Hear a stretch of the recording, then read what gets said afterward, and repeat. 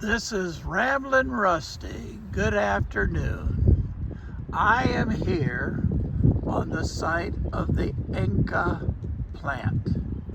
I'm not sure what's being produced in this section right there, but as we go around here, we see a tall bell tower. This bell tower was right in the middle of the original rayon and nylon plant that was built by the Enka Corporation.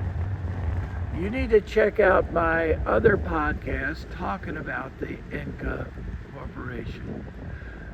This is here in beautiful part of North Carolina near Asheville.